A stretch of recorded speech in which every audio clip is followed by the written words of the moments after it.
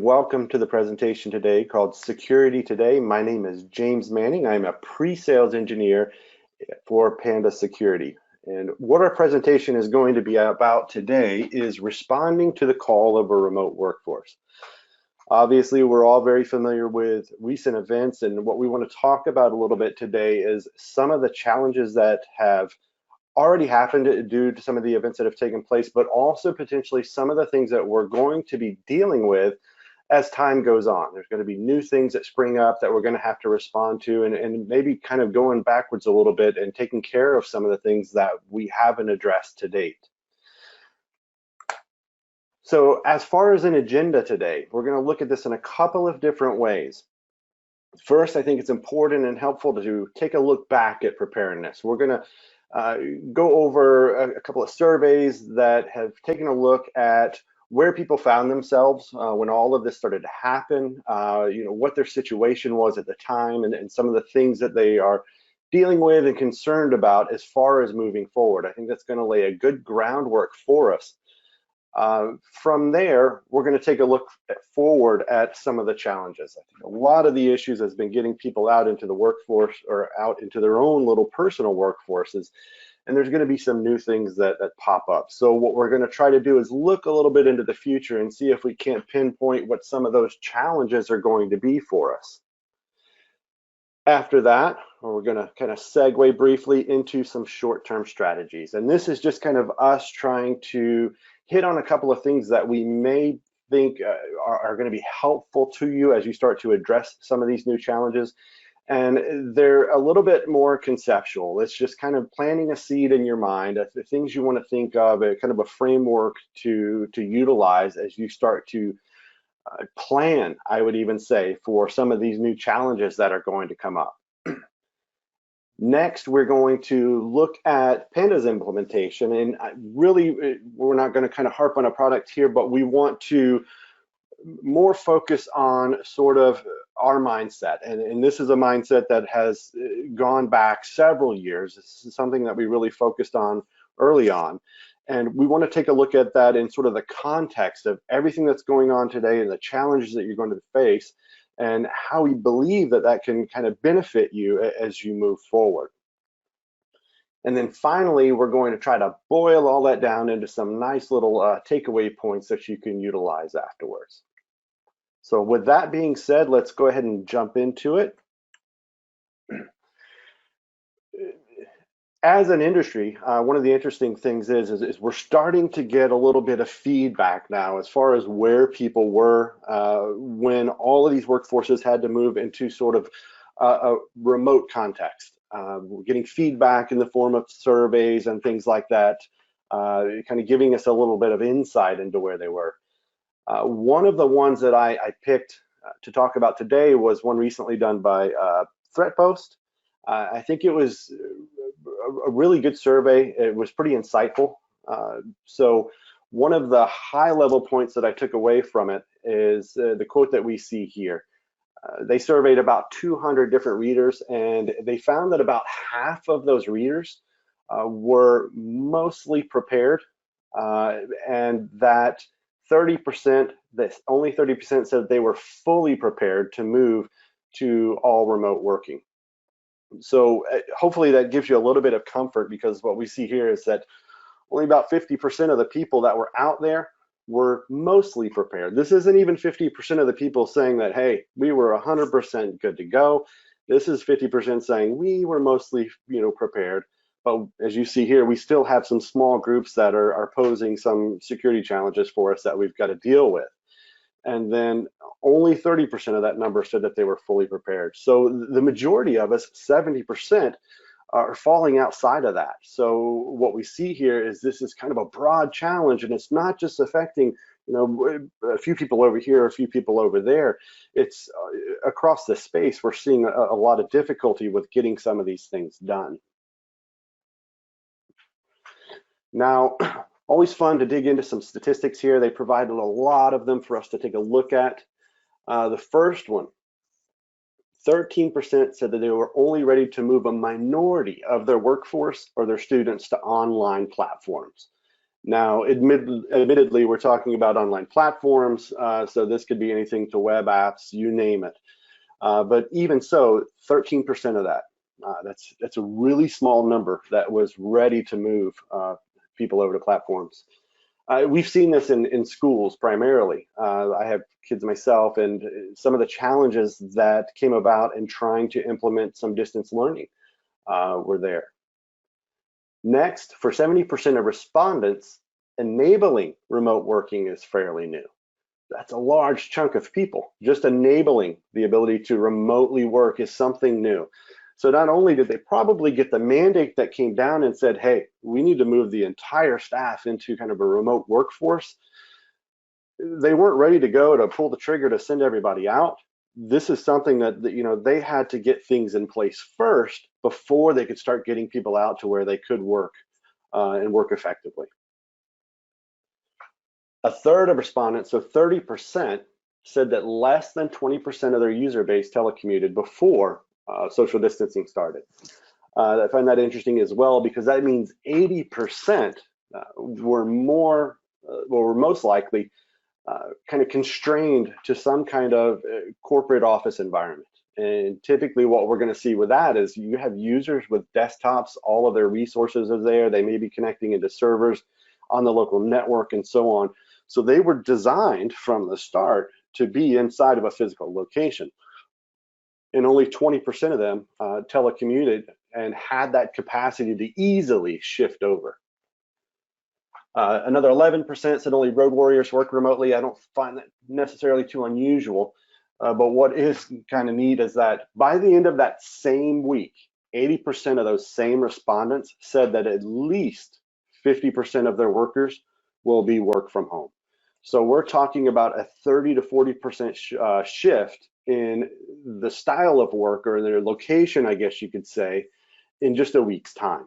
So a massive move of people, equipment, resources, and so on in a very short window. And not only is that enough of a challenge in its own right, but as we see in the next couple of points here, over in our peripheral vision, we see that 40% said that they're seeing more attacks on their remote footprint. So we're probably already pulling our hair out trying to get these people working and accessing the resources that we need. But at the same time, you're starting to see these new types of attacks or new themed attacks that we know at some point in time we're going to have to deal with if we don't have to deal with them right this second. 10% said they'd also seen an uptick in coronavirus themed scams. So the first one, we're just seeing remote attacks. We're pushing people out into their own environments here, so we're seeing more attacks of that nature. But then added on top of that is the specialization of the coronavirus themed scams. And why is that a concern? Because people they're isolated, they're doing the social distancing, maybe they're under stay-at-home orders, and they're closely following everything that is going on with this incident, with the coronavirus incident. So they're a little bit more liable to be able to kind of soak up any bits of news or information that is coming their way. If they're under any kind of strain, they're potentially going to be latching onto any resources that they're able to find. So the likelihood of somebody actually accessing something that's such as an email or a link or something along those lines potentially can increase just due to that mindset.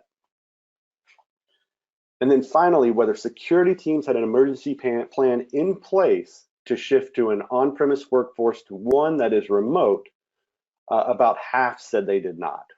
And this is a little bit interesting. 47% said that they did not, which means about 53% said that they did. And this isn't as alarming. I don't know that there's a lot of business continuity plans out there that say, hey, what happens if we have a pandemic and nobody's allowed to come into the office, but we still have to keep the office going? I think the odds of that being in some sort of a plan of shifting everybody to a remote workforce is going to be in probably larger organizations where the concern there for interruption of business operations is going to be higher than perhaps, let's say, a mom and pop, where the shift is going to be a little bit easier. You tend to do things a little bit more on the fly, and you can recover a little bit more quickly from some of these surprises. So we've seen our concerns, or we've seen our statistics. Everybody's having a little bit of a challenge getting people out at the same time while we're dealing with all of these intricacies. We see attacks are starting to sneak up on us a little bit. We know this is something we're going to have to deal with. The next phase that they took was, what were some of your concerns in all of this?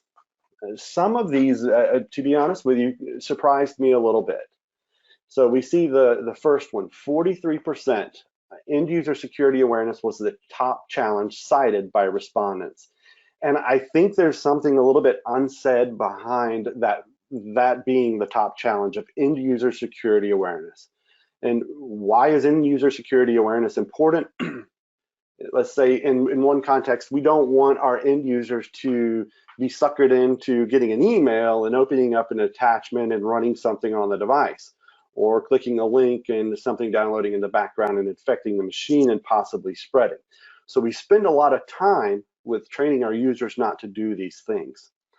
However, if we have 43% of respondents saying, my main concern is what my end users are going to do when I don't have access to them, I think behind that is also sort of the admission that I'm concerned about what my solutions in place are going to be able to do if I'm not there, or where that gap is between what my user does and what my solutions can take care of. So I think that one was definitely interesting for me. The next one is quite logical. 20% their concern was housing sensitive data off premise and transmitting it via the open internet. We're going to talk a little bit about sensitive data off premise. Obviously there's things that you can do for data at rest that will kind of minimize this risk. It won't mitigate it necessarily, but the transmission over the open internet is obviously going to be a concern. And as we start dealing with specific industries, healthcare, things where PII and HIPAA and things like that come into play, that's a big concern, absolutely. The next couple were interesting to me, 10% patching and updating. So there's a couple of different ways to look at this. Only 10% of people surveyed were concerned about patching and updating. So either only 10% are concerned about patching and updating because they have a solution in place, they have an effective program that's going to go out there and make sure that everything is staying up to date and closing vulnerabilities. Therefore, they're not concerned about it. Or only the 10% is concerned because they've got too many other things to do. They're not worried about it. Patching and updating doesn't really register in their security context.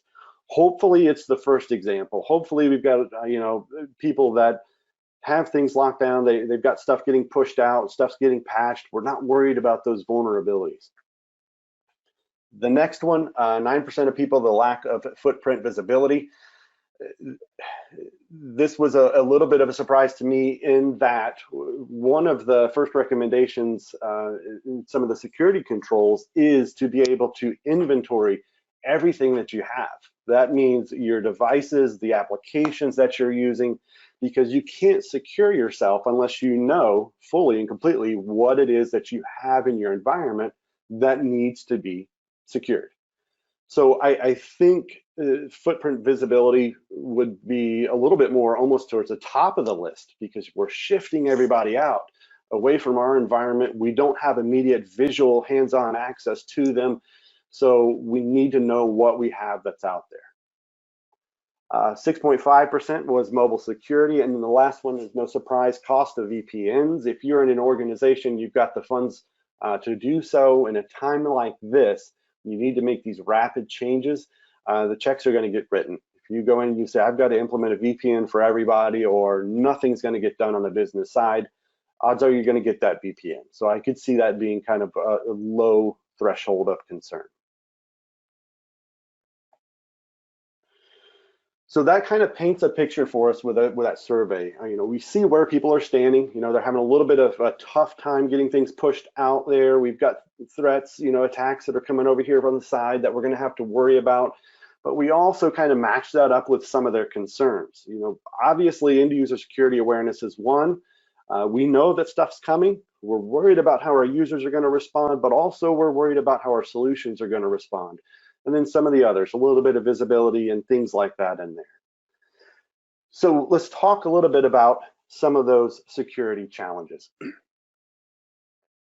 And I think from our side, from the IT administration security side, what the challenge really boils down to is maintaining your security posture. Obviously, we want to be able to keep the business going. That's the prime concern. But what does that look like? What is the realities of keeping that business going? And I think when you boil it down, it is in maintaining your security posture. You have devices that are out there that are going to get compromised, you're going to leak data, or you have information that's stolen that's going to impact the business because it gets leaked into the black market. It's a security concern. So we want to be able to maintain that security posture. Now, there are obviously a lot of moving pieces to this. Admittedly, we're going to be focusing a little bit more on kind of a microcosm of that larger picture of moving pieces today. And I think there's good reasons for that, because we're talking about the endpoints themselves. Everything infrastructure-wise we still have there, it's still in place.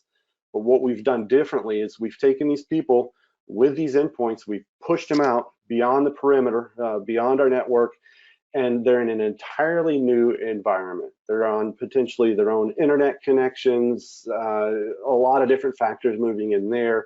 So what we're focused on with them is obviously the user awareness, as you saw, but also the security of the device itself. So that's where our focus is going to be at. And what I have found helpful in this process to kind of understand the flow of things is to be able to look at this through the prism of the CIA triad.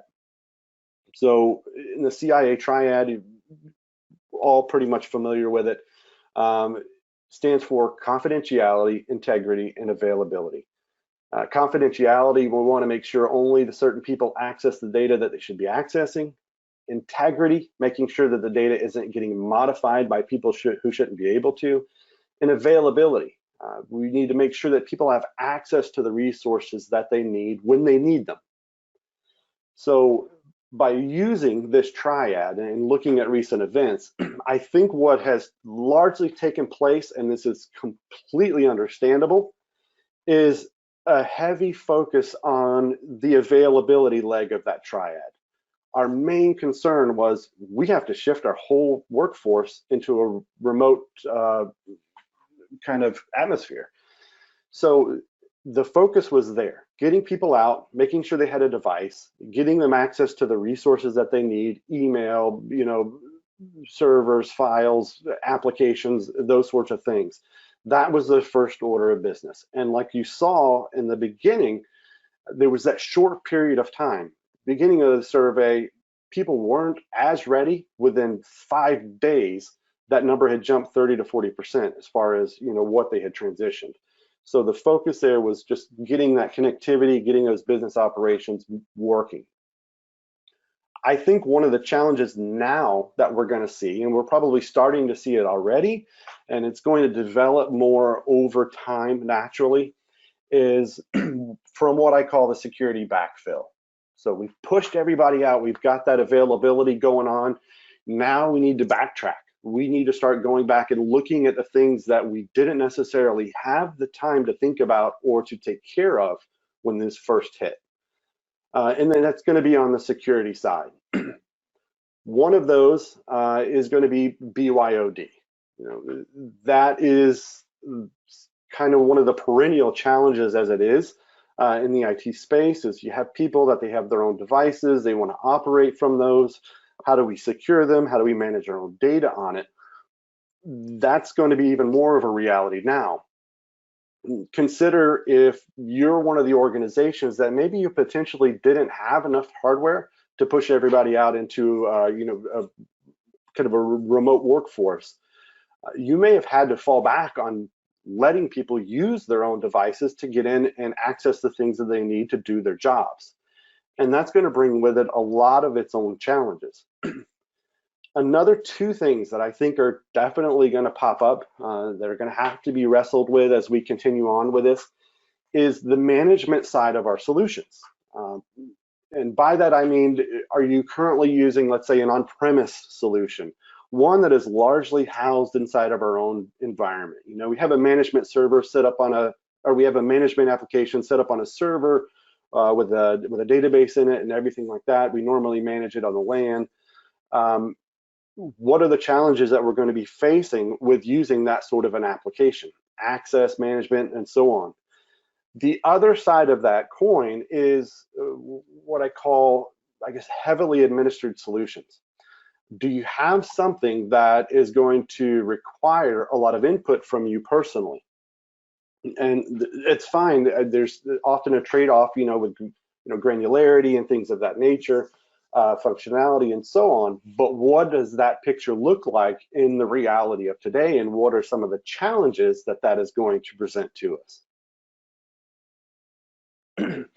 Now, when we start talking about solutions along the lines of something like an on-premise, you know, this is kind of a LAN-based approach to securing devices. I understand the benefits there, but in the reality of today, what about ensuring updates and upgrades? You know, you've rushed all these devices outside of the network or outside of the environment. Are those devices going to have the ability to acquire the intelligence updates, the signature updates, configuration changes, that kind of stuff? Are they going to have the ability to easily acquire that kind of information working from home? And if not, what does that mean for kind of your overall security picture? We've already said we've seen sort of these attacks start to peak a little bit over here in the peripheral. If we have at the same time these remote devices that are going down a notch as time goes by in their security posture, what does that look like for you?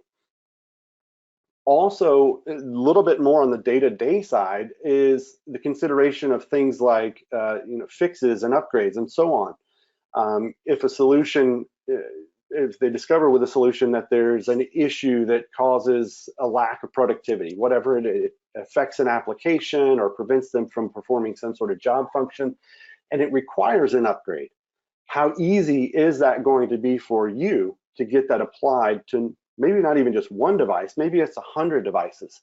Is this something that you have to remotely go in and apply because they're not in that same kind of context of a local network and are able to grab it easily? And then on the response side, so if you're dealing with a solution or product, whatever it may be, that is used to living on your local network, functions considerably well on that side, an alert is generated on the local endpoint, it's immediately sent to that management server and you get notified. Again, what does this look like outside of your local network? Is that remote device, that remote user that doesn't follow the whole training on end user security awareness, and they click on that link and open something up, and you get a pop-up that says, hey, we've tried to quarantine something here, we've caught something here. How quickly are you going to get that notification if it's not on a local network? Or are you going to depend on an end user to say, hey, I got a pop-up here on my computer about something being deleted?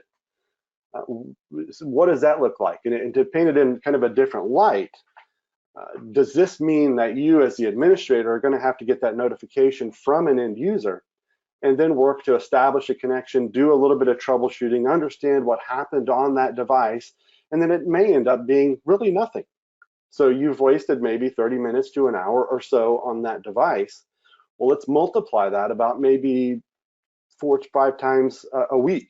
So there's essentially 4 or 5 hours that you've potentially lost trying to chase down this type of information and ensuring that those devices remain secure. So that's the notification side. In that, I mentioned a little bit about it, is the response. And this deals a little bit more with sort of heavily administered solutions. A solution catches something, it's not sure that it's completely malicious, but it's caught it, and we're just going to kind of keep it here on the side for you to deal with and take a look at. What does that process look like for you to go from console to connection to computer? And by that, I mean, potentially you get that alert. Hopefully you're getting that alert on the console management side. you see it, you realize that you need to take action on something that was presented to you. So you have to work on establishing a connection to the device and then looking at that device to make a decision. How difficult is that coordination going to be? Are you sure that that user is going to be sitting there at their desktop, or are they going to be in the backyard digging holes because they're going stir crazy from being locked down? Is it going to be easy to get to that device? And then connectivity. Remember, we said we've pushed them all out beyond our borders here. So what kind of challenges are we going to face getting onto that device? Which raises another interesting question. Did you have anything on that device in the first place to allow you to get access to it? And then the third part of that is the downtime. Obviously, we're going to talk about the user, or the downtime that the user is going to get. Maybe they had to miss a meeting, or they had an assignment or a project that they had to turn in, but also you have to go through this process every single time. And like I said, troubleshooting those individual alerts, that's taking time out of your day. And as these challenges start to progress and start to show up, one of the things we really need to focus on is kind of preserving our own time. We want to be able to reserve windows of time so we can respond to these new things that come up. Our jobs aren't going to be any easier. We may potentially be sitting at home as an administrator ourselves, and accessing some of the resources that we normally access may be a little bit more of a challenge for us too. So we need to kind of guard that as well. And then the last two I mentioned, we would talk a little bit about this one: lost or stolen devices with company data. So like I said, you've pushed these things out. We may have people that are using BYOD. This may be a lot bigger of an issue for some industries than others. Obviously, if there's PII on these devices or anything constrained by HIPAA, there's going to be a lot more of a concern when it comes to these devices. Somebody's using their home device and they go out and they leave it in the park or somewhere, they bury it in one of those holes they dug in the backyard. Who knows? What does that mean for that data? And then the last one, maintaining some sort of patching cycle and including non-domain BYOD devices into that. So we've sent these computers out. They're playing dice games in dark alleys somewhere. We need to make sure that we're minimizing the vulnerabilities that are going to be present on them. We're going to be seeing new and unique approaches to infecting these machines. And these people that are out in the remote workforce now undoubtedly have that fact probably plastered all over different forms of social media, whether it's LinkedIn or Twitter or things like that. So their attack profile has increased a bit. So just a little bit of open source intelligence is going to allow an attacker to come through and sort of piece these things together. I know this lady works in HR at this company, or this guy works in HR at this company. So I'm going to start targeting this particular person, and I'm going to start sending in those COVID emails to them and take advantage of these vulnerabilities if they're there. So how are we going to manage that particular problem? Do we have something in place that will secure our domain devices when they're outside of the network? What about the BYOD?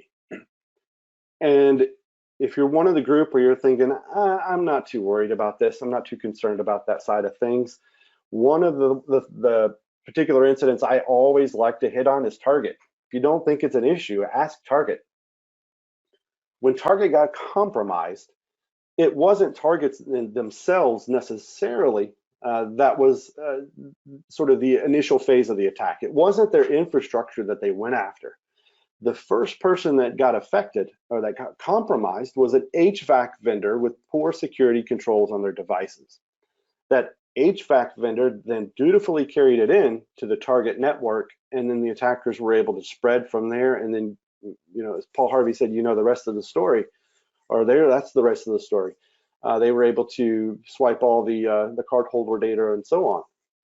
So it is definitely something, especially in this day and time, that we really need to concern ourselves with and focus on. So now that we have a little bit more of a picture of what kind of challenges that we're going to be dealing with, maybe some of those things were stuff that you hadn't quite thought about yet, and they're potentially going to reveal themselves as you go through the day-to-day functionality of your job. What are some of the simple things that we can do as far as strategies are concerned?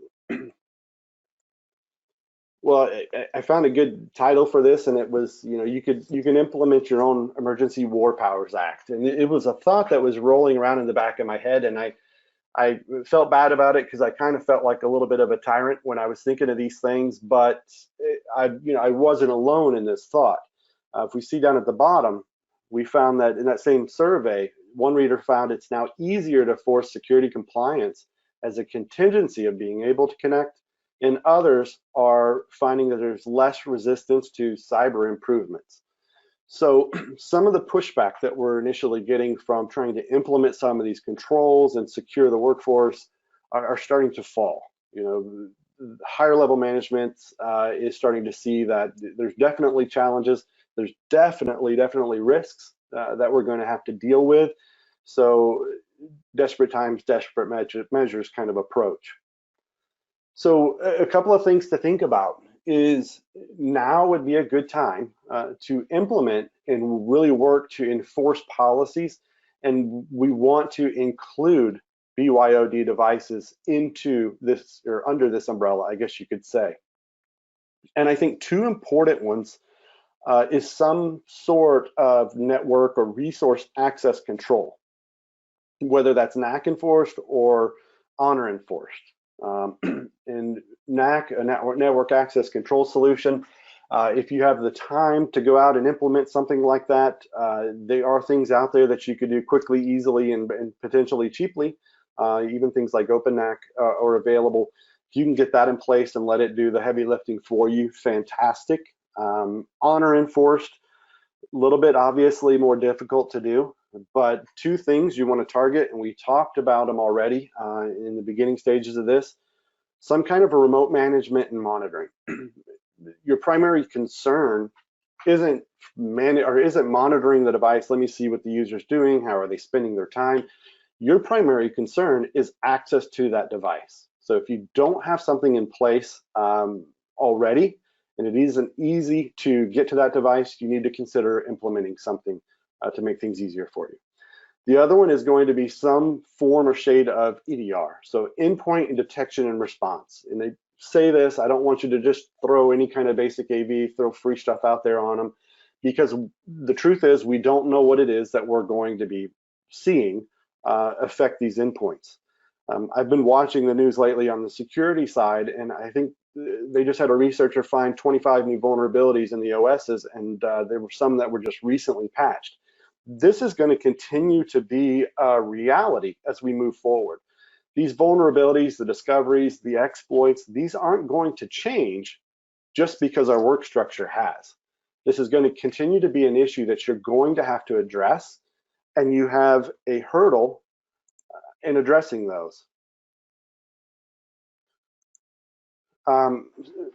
Try to speed through here. Admins are finding resistance to these approaches lessened since the crisis, which is great. Keep in mind, deployment's going to be easier for you because most BYOD owners are going to be local administrators as well. So implementation should be a little bit easier to do. And then our implementation, one of our mottos was simplicity, or simplexity, I should say. At Panda, we make the complex simple. Ease administration has been a focus for us, ideal for remote situations, isn't constrained to a local network. Protection model is one that does not require intervention. It's a managed service. We're going to be doing all the heavy lifting for you. We can augment solutions as well with some of our products. And then single pane of glass, staying on top of those patches and vulnerabilities, being able to encrypt that data at rest. But the bigger picture here is simplicity. That's what we want you to focus on. You're going to have a lot of different challenges when it comes to your future over the next few months. So you need to simplify and reserve your time for the unknown. And our takeaways here, at the risk of sounding cliche, you're not alone in dealing with this challenge. We saw that in some of the first slides. There's going to be a lot of smart people working on this. You're going to be getting a lot of feedback, a lot of people sharing stories. So just try to hang in there and look and see what other people are doing and apply it as it works for you. Next, don't rest on your laurels if you successfully transitioned. There's going to be important work to do if there isn't already. We talked a little bit about that with threats. And then finally here, complexity breeds failure. We see simplicity in world events trying to reduce the moving parts down to their least possible. We should seek to do the same thing as possible on our own internal approaches. Simplify, make sure you can manage it, leave yourself time to deal with the unknown that's potentially going to be coming. And I thank you very much for giving me the time today to go through this. I enjoyed it. Hopefully it was helpful to you. You were able to get something out of that.